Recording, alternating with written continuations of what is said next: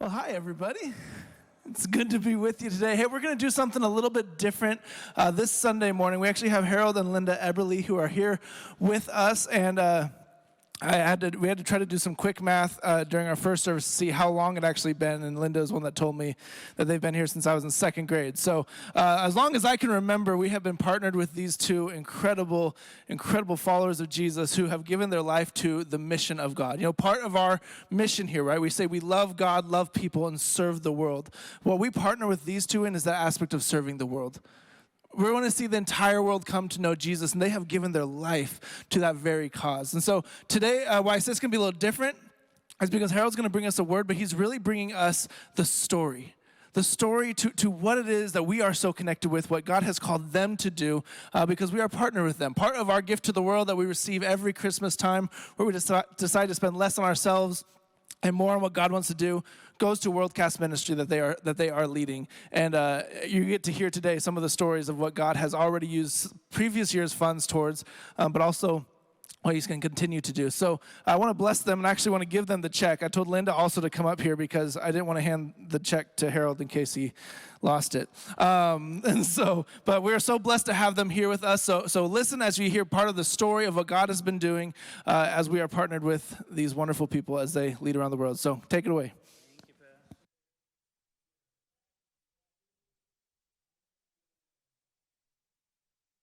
My fault. There they go. Thank you. We're really blessed to be with you.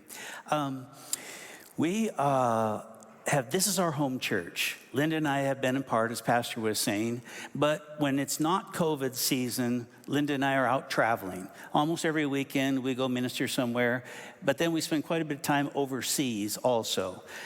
This has been for the last 36 years we've been traveling. Before that, we pastored a church for 6 years. We have been married 42 years now. And Pastor Jake asked me to share a little bit of the testimony. Yes, that's good stuff. I share a little bit of my testimony because so many of you have been recent comers to this church, and we're old timers now. But I'm going to use the testimony to show you what's going on in some of the places that we visit overseas also. My start, though, you need a picture, a snapshot of where I came from. I'm going to go through some photos, and the first one is of me when I'm 17, and I need to explain it because it's a pretty weird picture.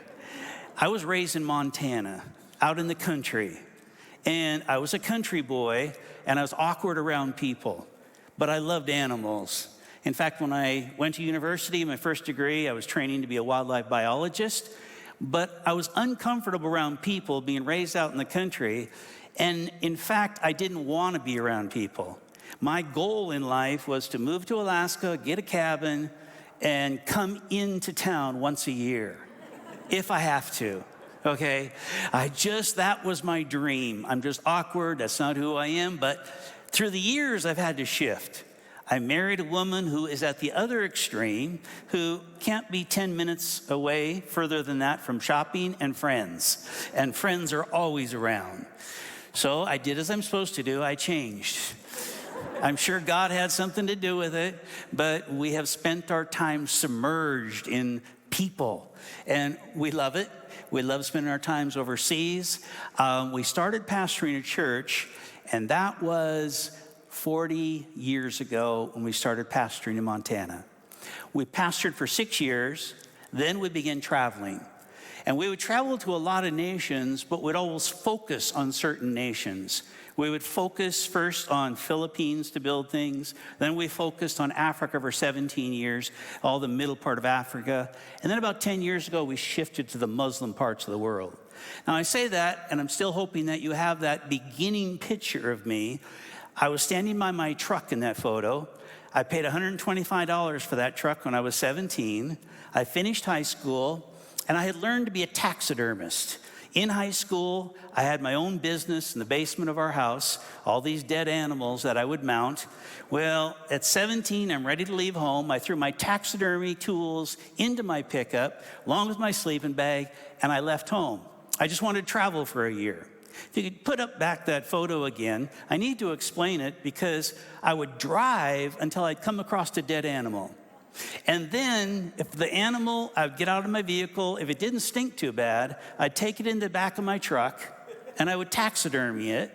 And then I had enough animals in there so I could stop at a rest area, fold down the side wall of my camper and put these animals on it and sell them at rest areas. And that's how I made it the first year that I left home, on dead animals that were on the road. Now, on the back of that pickup, there's 2 long poles that I could swing up. They had a clothesline across, and I wasn't drying clothes. I took the meat and cut it in thin strips, and you drive about 45 minutes and it turns into jerky. And so I lived on that jerky for the first year that I left home. Now, that might not be your dream job or your lifestyle that you've dreamed of, but I was kind of a backwoods person in Montana. My whole life was hunting. My whole life was by myself out in the hills, and that's what I dreamed on doing. Well, I went to university, met Linda. My life shifted dramatically. And when we got out, she was trained to be a school teacher. I took some classes then to become a pastor, and then I started pastoring. When I was 25, I was put in charge of a church in Montana, and we pastored it for 6 years. Now, I loved pastoring. It was a wonderful lifestyle. I loved relating to the congregation, knowing their needs and things like that. But it's really not where my gifts are at. I tend to be a person who wants big, dramatic things to happen. I got to be accomplishing something. Kick it, make it happen. I like a sledgehammer, not a finish hammer. I mentioned how Pastor Gordy here, who's part of the congregation, many of you know him. I've been telling him he's my hero. He has everything I don't have. He's nice. He answers his phone. He talks to people and actually listens to them. Now, I can do that, but it takes a little energy out of me because I really like to kick people and get them going to do stuff, and I want to do stuff. So anyway, we've had this impacting thing that we like to do in other countries. I said we started building things first in the Philippines, 5 years invested there, 17 in the middle part of Africa, still living here in America, but going back and forth. And then we've been with the Muslim world for the last 10 years. And I can't share all the incidents that have happened during all that time. So I'm just going to show since last October, these last 4 months, not even quite 4 months yet, things that we have been doing that we've been so blessed to be able to do. And I'm going to ask for some photos to be put up so you can kind of walk with me to see. In October, every October, we have a graduation in Pakistan. Now, that's the strongest Muslim country in the world. The largest Muslim country is Indonesia. We also go there. But Pakistan is the most militant, most fundamentalist Muslims in the world. And we have a picture of our graduation that I'd like to show you. Every October, we graduate about 100 pastors. Now, at graduation, they often talk about the risk that they're putting forward, the chances they're taking, because about a third of them expect to be martyred. When they go out and plant churches in a Muslim country, the fundamentalist country, it's dangerous, but they sacrifice their lives. We have about an equal number of men and women graduating, but this last October, we couldn't get in. In fact, we've gotten teams together on a regular basis to go to Pakistan, and every time for the last 3 years, the whole team gets in except Linda and I.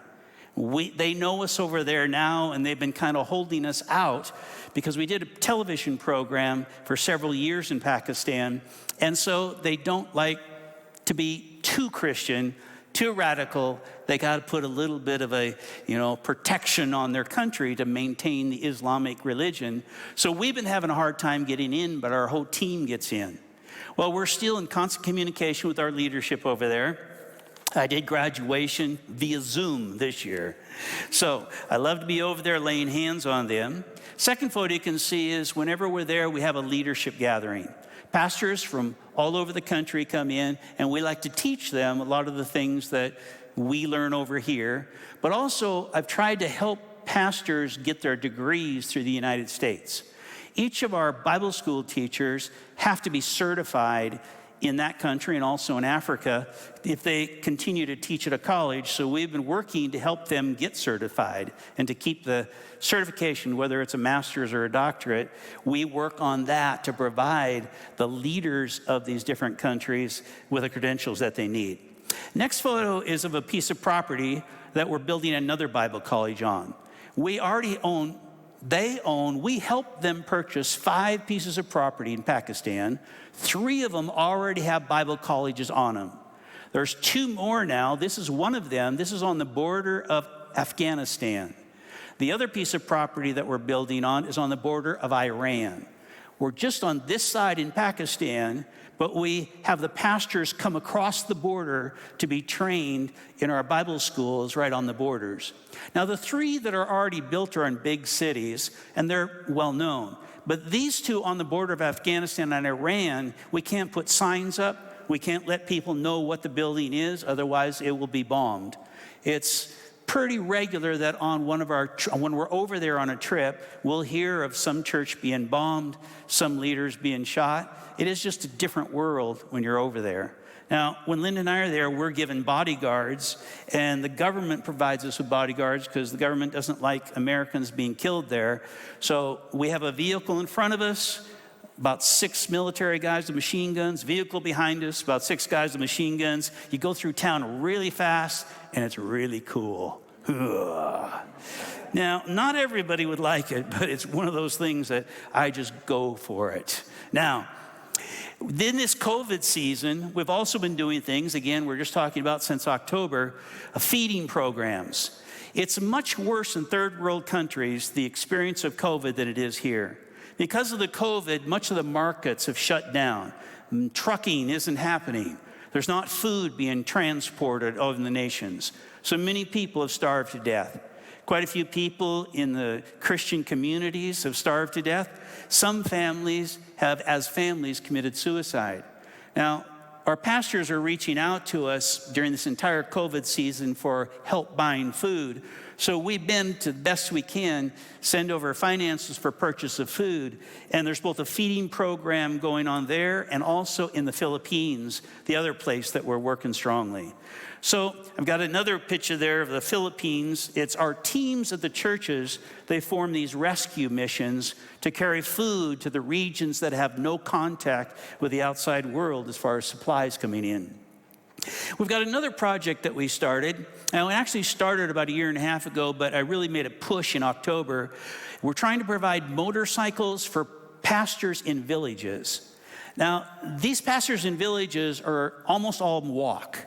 We started with the conditions that if a pastor has to walk more than 20 miles and he has at least 3 churches, we'll buy him a motorcycle. Now, because they're walking 20 miles, they have at least 3 churches. It's like from where they live, they've got to walk, then maybe 5 miles to the next church, maybe 10 miles to the next church, then they have to go back home. That is their lifestyle, walking. And there are hundreds of pastors who do that. So our goal was, well, let's get them motorcycles, but we started that in October. Since October, I'm not sure the exact number, it's somewhere around 34, 32 motorcycles we've awarded to pastors. So when we show the first one just walking the pastor, now we've got pictures of these pastors who are really happy with their first motorcycle. Now you need to realize this is a big deal. This is the biggest thing they've ever owned. A motorcycle is worth more than most of their homes are. Most of them live in bamboo huts that are raised off the ground. They're out in the middle of rice paddies. And when they get a motorcycle, it opens up doors. Since we've been able to give these motorcycles to pastors in October, we've had an explosion of churches and villages, in a good way, explosions. I got to qualify that working with Muslims. They have been multiplying rapidly. Somewhere around 80 more village churches have been planted since October, just by these motorcycles and the pastors being able to travel deeper into the village area. There's a picture of a group of the motorcycles that we gave to Pakistan pastors. And I'm not sure how many were there. I think there was 6 different times when we were able to purchase another group of motorcycles. And people help us purchase those. We say, hey, you want to help a pastor in a third world country? And they get their prize and their life changes. They make it a big ceremony when they get their motorcycle. A pastor awards them with a big key. About 1,000 people gather together, and then they watch the pastor receive his motorcycle and drive off. It's kind of a pretty fun experience. The next photo shows you one of the villages in Pakistan. So we're talking again about 3 of our Bible colleges are in big cities. But the pastors that we give motorcycles to are the ones going out into villages. This is one village, and it's a Muslim village. In Pakistan, all the villages are Muslim villages. In the Philippines, most of the villages are tribal people. They say they're Muslims, but they don't even understand the Muslim religion. When they become Christian, usually the entire village, or at least 80% of the village, becomes Christian. When one of these pastors share the gospel, it's usually the first time they've ever heard the gospel.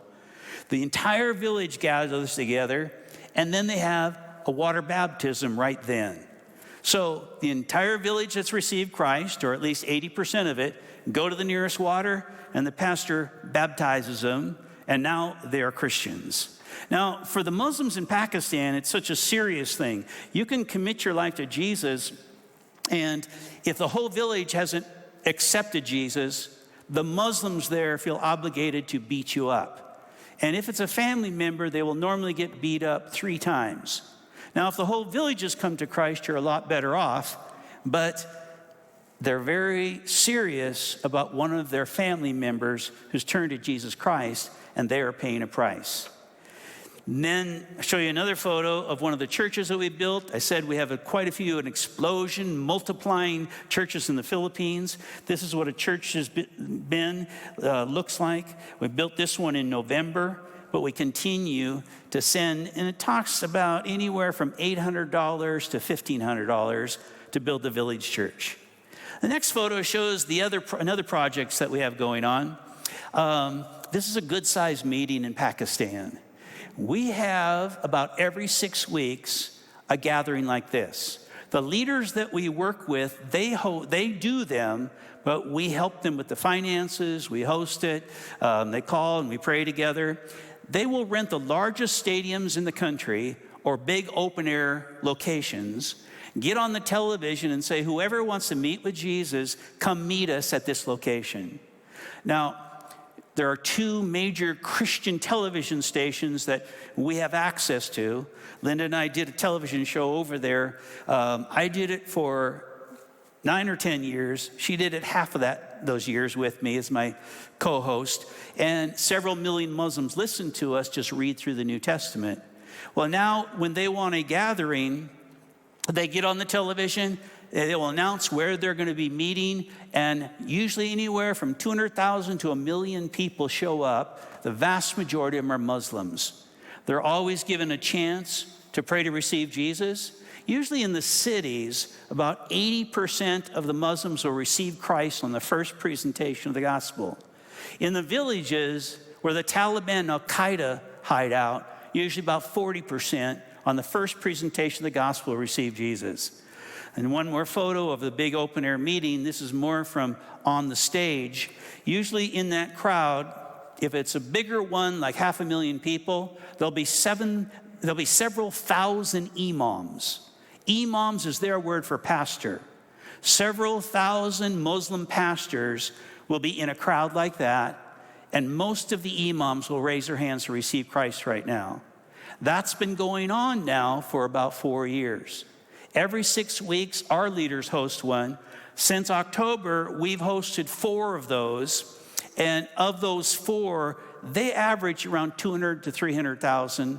I think one of them was 400,000 people. But they immediately contacted us afterwards, told us how many people showed up. And then we get photos also, as you can see the next one, of the prayer lines. They pray for healing, and many people become for healing. The Quran the holy book of Muslims says Jesus heals the sick. But they know Muhammad does not answer prayer. They know from their holy book that Jesus does answer prayer and Jesus does heal the sick. So many of them, the reason they come is for prayer for healing. There are people that come forward and give their testimonies. There are also quite a few, the next photo shows, of a demon being cast out. At these meetings, you will have quite a few people having demons dealt with them, a lot of healings going on, and thousands of people watching, and they are seeing Jesus Christ do his thing. And they are now being converted, more Muslims now than any other time in history. In the last 9 years, more Muslims have received Jesus Christ than the preceding 1,400 years. Usually the year 622 is used as the date for the start of Muslim Islam, the religion, and they were very hardened to the gospel up until 9 years ago, and now there is a mass flood of them getting saved. Hands are laid upon them. Muslims come forward. Sometimes if you look into these pictures, you will see the Taliban hats. And at the start of the meeting, it's pretty scary when there's a lot of Taliban out there. But usually by the end of the meeting, the Taliban are in the line coming forward, and they're there getting prayed for. Praise God. Now, next thing, yeah, it's pretty fun what's going on over there. I wish we could all get on an airplane and go together. Ugh, shift your life, and let me tell you. Now, here's another project we're going on. A couple leaders in Pakistan came to the States in October. We drove to Portland with them, and we communicate about their needs, and we always try to figure out what are some of the next stages. And they did ask, because of the COVID, for help in one of the schools. Now, there's quite a few children's schools that we have relationship with, but they had a school in the slum. When we say the slum, we're talking on the city dump. Most of these children live in the city dump, but there was once a school there that got shut down because of COVID, and they were asking us to help it. Part of the Christmas offering that you gave, this is one of the targets. It will be to get the school going again, and I understand that a couple of the teachers are already present, but to get the building solid so these children can get back in school and we can get them out of the dump working to a real life. Now, the next photo you can see up there is another project that we got going on. It's a 13-year-old girl, and it's a practice that happens quite often where young girls get kidnapped. Now, this was a girl from a Christian home, got kidnapped, and a Muslim man then forces the girl to marry him. This girl was only 13, so they forged papers that to say she was 26, and then got the marriage license and forced her into this marriage. Well, we have a relationship with a lawyer there who we have been helping now for about 4 years. He was in a Muslim's lawyer office, but he couldn't do his work freely there, so we helped him get started and set him up in his own office about 4 years ago, because he has been working to free many of the women who have been kidnapped into Muslim families and then forced into the marriage relationship. When we first met him, he was working at Christians out of prison, because there are many Christians who've been given life sentences for having blasphemed. Now, blasphemy in that culture is if you say anything bad against Muhammad. If you say anything bad comes out of your mouth, any Muslim can accuse you, go tell the police, and the police will come, and if you're a Christian, you'll be thrown in prison for the rest of your life. There are hundreds and hundreds of Christians who are serving life sentences over there, and the lawyer was working to free Christians who've been wrongly sentenced. Now, none of them had ever been freed until this lawyer started. Now, he has a lot of life threats made to him, which is common for anybody who rises up and tries to do things against the fundamentalist. We got him a motorcycle at one point, but he was attacked twice. He's been attacked, stabbed with knives. He's lived through it, but we were able to get him a vehicle, an enclosed vehicle, at least to protect him so he can go to his office back and forth. Now, you as a church also, from a preceding Christmas offering, helped us buy a facility to allow these women who are being beaten up a chance to escape their kidnapped homes and now get their lives back together too. That home's been going now for, I think, 3 years. I'm not good on details. I'm kind of a person that skims across the top, okay? Hooah. Next one is the television show that we went. Many of you know, and many of you have even been a part of that. I said about 10 years, 9-10 years, I was involved, and then Linda, she retired from a school teaching here in Yakima, and then she became my co-host on there. We're no longer doing our program on the television. It goes to 140 nations, broadcast across the Muslim parts of the world. Several million Muslims listen to us, read a verse, talk about it, read a verse, talk about it. And we were talking to Muslims, and so we would have to learn how to communicate. Linda wears a head covering, and she's pretty animated. And it's pretty fun doing television. It's actually been one of the funnest things we've ever done. Now, they're still playing our old programs, but we have shifted. And in fact, when the leader of the television station came here, he has recorded several television programs in our home. And some of you came out and recorded television with him. This is Max. Some of you know Max here. They just played his program recently, so I brought a copy of it. They still love hearing Max preach. And millions of Muslims are listening to what he preached there. Hooah. Yeah. Where are you, Max? You out there? Probably. Now, one other project we're going on, I got to quit here. One other project we're going, started the beginning of this month. It's sponsoring pastors. We have hundreds and hundreds of pastors who work in villages, and most of them live on about $50 a month. They go on almost nothing. That is a living wage for a family, $50 a month. Some places it's $100 a month. And then in the big cities, it's still about $500 a month. But if you're in villages, $50 to $100 a month. And we started a program where people here in America can adopt a pastor. It's been on my heart for a long time to somehow help our pastors. Many of them are starving. Many of them go for weeks without eating. They regularly have these 40-day fasts. They do things because it's their lifestyle. But we love these pastors. So we started getting the word out that we're setting up an opportunity for anybody to look at the face, and then they got their name, and it's on our website. You choose a pastor and say, I'd like to host this pastor for 1 year.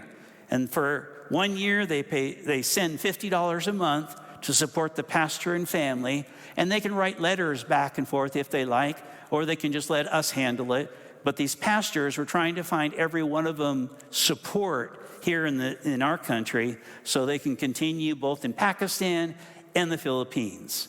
Now, we still have things in Africa, and we still have things in Indonesia that are quite significant, but we'll be adding those as we go. I expect soon we'll have about 1,000 pastors, so we need about 1,000 people here in America to say, I want the picture of that pastor on my refrigerator, and I want to believe for a year.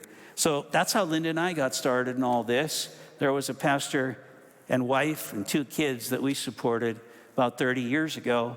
And the way I believe is that if you step forward, God wants to take your 2 fish and multiply them. You step out with your 2 fish, and the God that you serve is an abundant God, and he will make it much bigger. That's how we got where we're at. Here's the last thing I'd like to show you. There are slaves in Pakistan. We presented this to many of you before. There are about 2 million slaves. Over 1 million are children. They make bricks all day. The way they became slaves is someone in their family line, grandparents, great-grandparents, someone took a loan from the brickyard, but you're only allowed to pay the loan off by working in the brickyard. But to work there, you have to live there, and they charge you more for room and board than you can make by producing bricks. So many of them are slaves because their grandparent took a loan, maybe a $300 loan, but now they might own $2,000. So it's just growing and growing and growing. These children will work in the brickyard till they die. Usually it's family units working together. So we made a commitment to do what we can to stop this. We have set a goal to make it illegal to own slaves 8 years from today. But we have processes right now that we've got going for the children in the brickyards, because the government passed a law saying if any child can pass the national test, which is about a 5th grade level, if any child can pass that, they can leave the brickyard, get a real job, and then pay off what's owed for their family. So we are starting schools in the brickyards. Right now we have about 20 schools.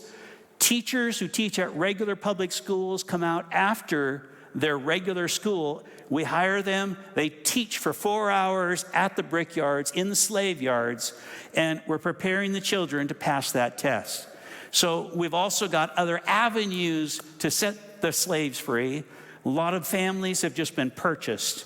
Sometimes it could be $800 to $4,000. You can buy a whole family, set them free, put them in a house, and give them a job. So the leaders who now we work with, we launched this, Linda and I did, but now there's a couple in Bellingham, and that's the last picture I have, who are actually running this ministry.